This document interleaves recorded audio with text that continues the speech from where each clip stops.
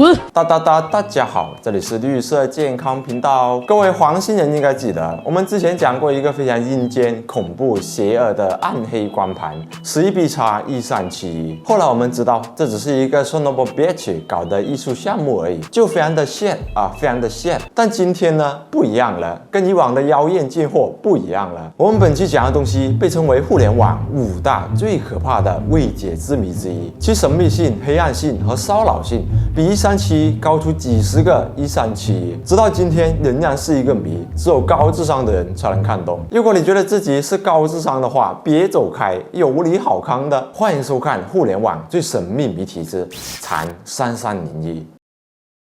时间回到2012年1月4日，在 4chan 论坛上，有一个匿名用户发了一张文字图片。4chan 论坛我们之前也有讲过，对吧？就是一个匿名发帖论坛，包含了游戏、动漫、电影、技术、摄图等板块，就非常的绿色健康。这张文字图片的内容是这样的，他说：你好，我们正在寻找高智商的人才。为了找到他们，我们设计了一个测试。这张图像里隐藏了一个信息，找到它，它将引导你走上发现我们的道路。我们期待着与少数能通过测试的人见面。祝你好运，署名3301。看到这段内容的时候，你第一反应是什么？以验 DG 鉴定为恶作剧。是的，当时大部分网友也是这么想的。不过也有网友觉得这是一个挑战，可以搞一发。从内容中我们可以得知，他们正在寻找大聪明加入他们。那么说到大聪明，就不得不提我男性了。他们是谁？他们用了 we， 也就是说大概率不是单独的谜语人，而是一个组织。自称3301，这个组织是干嘛的？对所有参与者来说是个谜，也是吸引他们的地方。他们说图像里隐藏了一个信息，参与者需要找到它。显然，这个信息不是一眼能看出来的。那么它藏在哪里呢？在语句单词里面吗？No 的。当解谜者用文本文档打开图片后，发现在文档的末尾有一串密文信息，其中 Caesar 是一个暗示，表明这是一段凯瑟密码，就是把明文字母在字母表中进行位移替换的一种加密方式。破解后能得到这个网址，打开后是一张鸭子的图片，上面有一句话：嘿嘿嘿，这只是一个诱饵。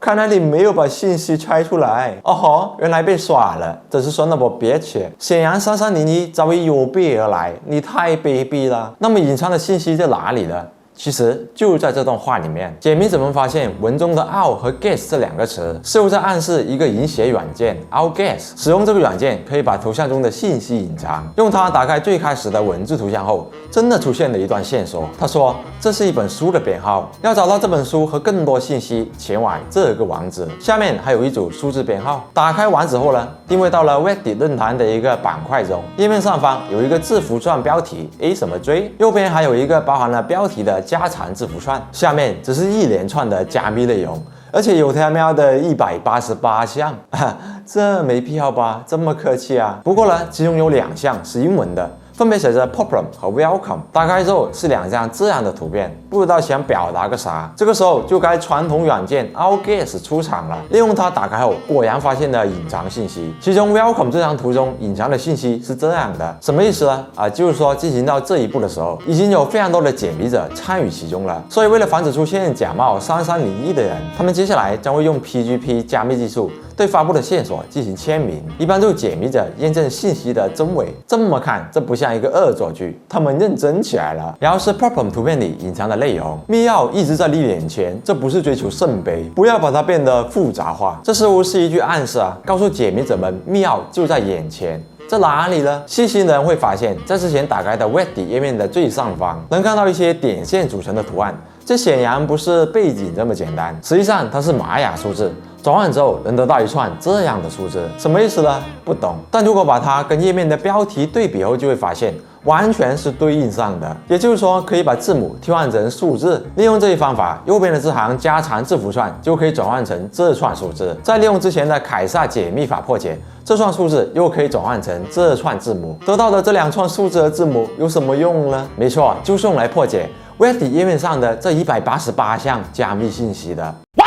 好家伙，最强大佬都没你复杂，下一季没有你我不看。那么把这些所有加密信息破解之后呢，就可以得到一段人类可读的文字内容了。这段内容讲述的是公元5世纪英国领袖亚瑟王的故事，而它出自一本历史故事书《马比诺吉昂》。还记得之前3301要求解谜者们找的书吗？没错 ，this is。这时候之前线索中提供的数字编号就派上用场了。其中左边数字代表的是行数，右边代表的是个数。根据这组编号，就能在亚瑟王段落中找到对应的字母。全部破解后，能得到这条信息：打电话给我们，号码214-390-9608。哇哦，终于通过测试了吗？感谢爸爸妈妈，感谢父老乡亲们，没有你们，我不可能做到。Thank you。当时解谜者们可谓是欢呼雀跃，终于能把你3301的头套薅下来了。他们怀着激动的心情拨通了电话。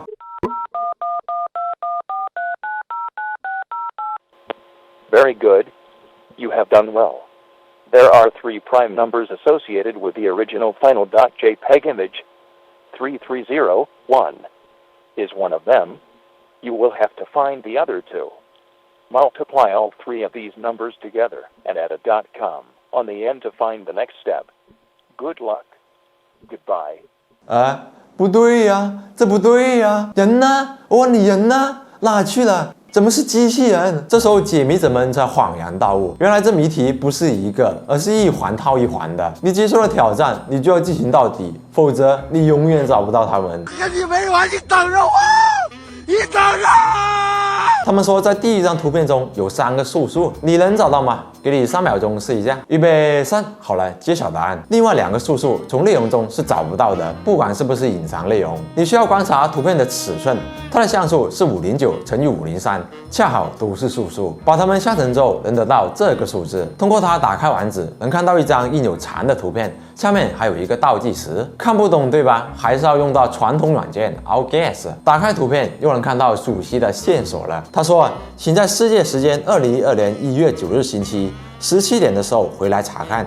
这什么意思啊？是给大家放假吗？好耶！也不知道他们在搞什么不可描述的东西。解谜者们耐心地等到了约定的时间，打开网站，哦，来了。终于来了！页面上出现了14个位置坐标，把它输入到地图后，你会发现它分布在了全球各地，包括美国、法国、韩国和澳大利亚等等。当全球解谜者们协同合作到达了目标位置后，眼前的景象让他们吓出了鸡叫。他们都发现了一张含有蝉和2维码的贴纸。是的，跨越了全球14个地方。这时候他们才意识到，这个3301的规模或许非常庞大，成员遍布全球，绝不是某个大聪明搞的恶作剧。至此，它也被解谜者们称为蝉3301。那么，这个大聪明组织是谁呢？他们发这些有什么目的？谁支持他们的？他们的动机是什么？这些谜团吸引着解谜者们继续前进。这个2维码你也可以扫啊，扫出来后是男仙的女装摄图，扫出来后是一张以12个数字命名的图片。把这所有的图片使用 Outguess 软件打开后，可以得到2条信息。其中第一条信息写着，在29卷中曾经包含了知识。当马比诺基昂暂停时，还剩下多少行代码？从头到尾找到我的名字。然后下面同样是数字编号。这条信息啊，其实是一个猜谜游戏。只能从字面意思去猜，在29卷中曾经包含了知识，这里指的是一本书，什么书呢？包含知识的书，也就是百科全书。可是全球有这么多百科全书，哪一本呢？当时的解谜者们没有找到，直到几年后，他们才发现了，是大英百科全书第11版。这一版刚好有第29卷，跟上面一样，利用数字编号进行破解，得到了这个网站。可能你没见过 Onion 这个网址后缀名呢，这其实是一个暗网网址，需要用专门的拓浏览器才能打开。哎呦，这一下子神秘起来了，兄弟们！不过可惜的是，这个网址已经打不开了，不知道一开始能否打开，反正破解出来的时候已经打不开了。然后是第2条信息，一首以国王命名的死去的死亡诗集，只读一次就会消失，它不可能不被人看见。这里的诗集啊，指的是一本叫阿格里帕的诗集。为什么是它呢？因为这本诗集非常特别。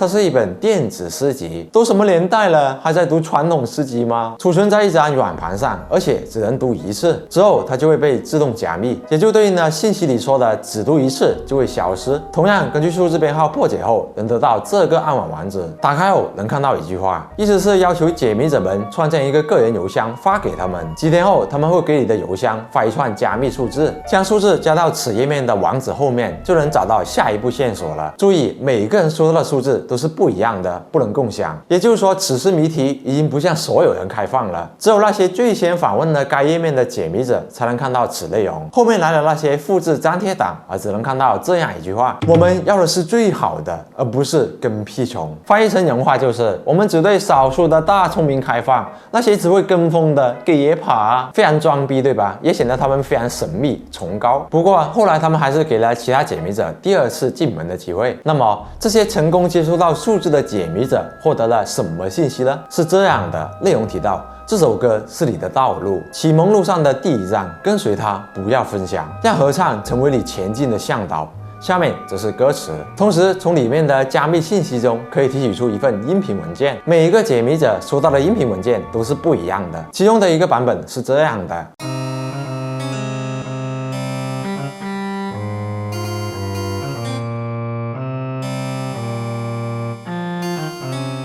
还挺好听的，对吧？适合助眠，但是你也听不出有什么特别。我知道你们在想什么，是不是像之前的暗黑光盘那样要转换成频谱图啊 ？No No No， 3301玩的套路比它高出一个大气层。解谜者们首先需要把它转换成文本信息，然后你就会发现它的两个声道是不一样的。它其实是由两首歌组合而成的音频，刚好对应了内容中提到的让合唱成为你前进的向导。而这段合唱来自于诗歌《自由之歌》的一部分，通过合唱和单独两个声道的文本对比可以发现，这其实也是一个替换密码的谜题，只不过比前面的更骚气、更复杂、更高级。具体的过程我就不说了，反正你也不懂，反正就挺折腾的。最后可以破解出这样一句话，意思就是要求解谜者们通过加密的方式发送这串单词列表给他们的邮箱。好吧，你说什么就什么。少数的解谜者按照他们的要求照做了，然后呢？然后就没有然后了。那些到达此关的解谜者再也没有收到任何信息了，什么也没发生，也不知道发生了什么。直到1个月后，之前的 Reddit 页面上突然出现了一张文字图片：你好，我们已经找到想找的人了。至此，我们为期1个月的旅程结束了。但只是暂时的，感谢你的付出和努力。如果你没有通过这事或者收到邮件，不要失望，将来还会有更多机会。已经结束了。什么？这就没了？发生什么事了？我还没上车了。所以他们找到那个大聪明了吗？第一个发送邮件给他们的解谜者，难道就是那个被选中之人吗？不清楚，也不知道他们的说法是否可信，一切还是个谜。不过他们说下次还有机会，是什么时候呢？1年之后。这经过了11个月毫无音讯的等待之后，2013年1月5日，长3301再次发布了跟最初类似的文字图片。再一次问好，我们正在寻找高智商大聪明。第一条线索隐藏在这张图里面，找到它。是的，2013这一整年，他们又展开了一轮解谜游戏。接着2014年也有一轮，开始时间就都锁定在了1月4日前后。他们总共开启了3轮测试来筛选大聪明，再之后就没有了。从2015到17年，只发布了一些声明，提醒解谜者们警惕假冒他们的人。之后，他们就彻底消失了，再也没有发布过任何谜题。其中，2014年的一道谜题，直到今天仍然没有被解开，叫做 L 什么 P 什么谜题。这个谜题只像一本同名的书，里面的内容都是用一些看不懂的符文写的。而编写这本书的作者，就是长3301的内部成员。目前该书只被破解了17页。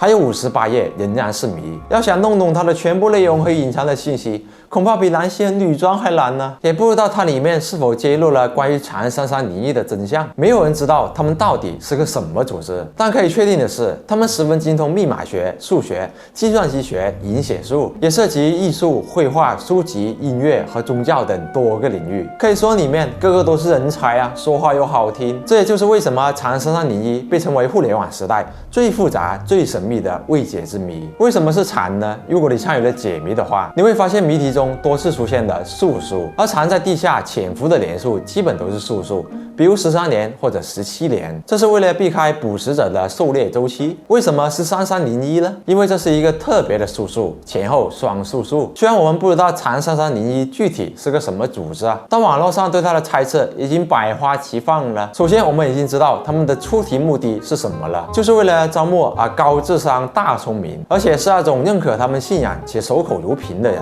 因为曾经有解谜者向他人分享过自己收到的信息，结果他收到的回复是：你已经出局了，因为你已经证明了你没有遵循我们的命令。也就是说，这个组织是十分注重内部纪律和等级划分的。鉴于他们的神秘属性，第一种猜测就是神秘机构，比如共济会、光明会、神秘学组织等等。这个就没什么好说的啊，懂的都懂，不懂的可以翻一下我之前的视频，反正就是阴谋论聚集地啊，刷新你的三观。第二种猜测呢，就相对靠谱一些，政府机构，比如美国中情局、英国军情六处等等，因为这些机构啊，确实曾发布过类似的谜题进行招聘，比如英国情报局在2013年曾推出过一个 Can you find it 的谜题招聘计划。不过啊，他们都是从官方渠道正式发布的，不会以这种偷鸡摸狗的形式招聘。曾担任美国密码协会主席的吉姆也表示，我不确定中情局或者国家安全机关会这么做，因为他们在 4chan 这样的论坛上发布谜题，招来的可能都是一些不尊重权威的人。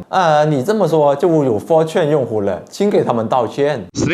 那么第三种猜测呢，就是无政府组织、黑客组织，因为他们的谜题似乎针对的是高智商 IT 人才，并且谜题中多次提到了天堂、地狱、神学、宗教和古代法律等话题，这与无政府运动和老派黑客组织就有很多相同的意识形态。另外，在2015年，确实有一个自称3301的黑客组织入侵了美国计划生育协会的数据库，不过后来证实他们与真正的3301没有关系。当然，除此之外，还有一些更离谱的猜测，比如外星人组织蜥蜴人协会什么的，还有说奥巴马就是藏3301的组织头目。对此，我表示双手不认同。没有人比川普更懂密码学。Nobody knows more about it than me. 另外，还有一个细思极恐的猜测：邪教。在2013年的谜题发布之前，有一个匿名用户发了一个帖子，他宣称自己是非英语国家的一名军官，并且还是藏3301的10年老成员。他指控3301其实是一个伪装成科学组织的邪教团体，组织里的成员信奉他们是全球大佬的上帝。他警告解谜者们不要靠近他，否则会变得不幸。不过，这个匿名用户也没有证实自己的身份，所以可能只是骗鬼的，或者是为了提醒人们不要上头。当然，这所有的猜测都只是幻想时间，没有人能给出足够的证明，除了获胜者。还记得他们说过什么吗？他们已经找到了想找的人了。如果他们没骗鬼的话，这个被选中之人应该跟他们有了进一步的接触。那么这个被选中之人是谁呢？马库斯·万纳就是其中之一。马库斯算是一个计算机天才了，他最开始接触长安3301谜题的时候才15岁，凭借自己的计算机天赋，他破解了3301在2012年的所有谜题。随后，他跟其他20多位获胜者被邀请到了3301开设的暗网服务器中。在这里，3301的内部成员透露了他们组织的信念是什么呢？在3301给马库斯回复的邮件中有提到，他们说3301不是黑客组织，没有姓名和标志，也没有会员名册，他们是一个国际集团，不从事非法活动。他们的成员都通过了测试，被共同的信念吸引到这里。而这个信念是什么呢？任何形式的暴政和压迫都必须结束，审查制度是错误的，隐私是一项不可剥夺的权利。一句话就是自由、隐私和安全。秉持着这样的信念，他们决定开发一个匿名、隐私、加密的软件。而那些获胜者们就是他们招募进来执行这一项目的。项目名称叫做 Case， 他们的这个项目组的代号叫做雏鸟。而这个雏鸟只是3301的其中一个项目组，他们还有很多个其他项目组。每个项目组之间都不知道彼此。那么开发的这个软件是干嘛的呢？他们说，如果有人成为了举报人，但却遭到了监禁或者谋杀，那么这个软件就会自动触发，向外界发送敏感数据。简单来说，就是一个保护检举人信息自由的软件。那么问题来了，为什么马库斯会透露这一切呢？他不是其中的一员吗？因为他已经被炒了。为什么呢？这20多个获胜者本来是怀着颠覆生活、改变世界、开启异世界冒险的崇敬进入3301的，结果到最后还是要成为一名打工人，而且还没有工资。我玩你妈呢！老子不用生活不用赚钱你养我是吧？因此，这个软件开发到一半的时候，这20多个获胜者就逐渐失去了兴趣，变得失望。最后只剩下马库斯一人，因为他还是学生，不用养家糊口。再到后来，2013年的谜题结束之后，也没有新人加入，他们在暗网的服务器就被删除了。3301的成员再也没有跟他联系。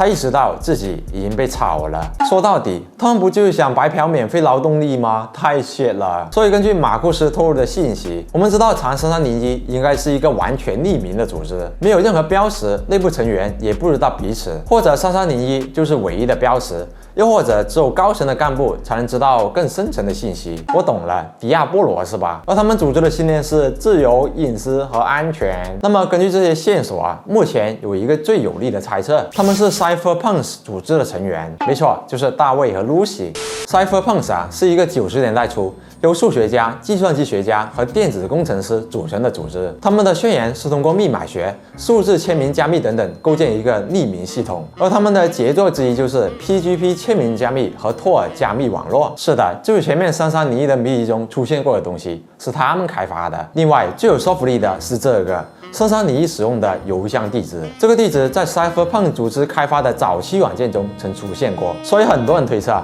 长3301的成员其实来自于 Cypherpunk 组织。当然啊，也有可能这只是3301对密码学先驱者们的致敬而已。总之啊，如今3301已经彻底隐藏了，不再发布谜题，也没有人知道他们的来头是什么。不过他们的谜题冒险之旅还没有结束，不少热血少年仍然试图破解那本至今是谜的符文天书，或许里面隐藏了他们的真面目，而这恐怕需要他们再次出现提供新线索才行了。又或者你们也可以尝试破解一下，毕竟看我视频的都是大聪明，都懂得一键3连，你说对吗？好了，本期视频就到这里了。如果你喜欢的话，点赞关注，熄灯看片不迷路。这期的男朋友，我们下期再见，拜拜。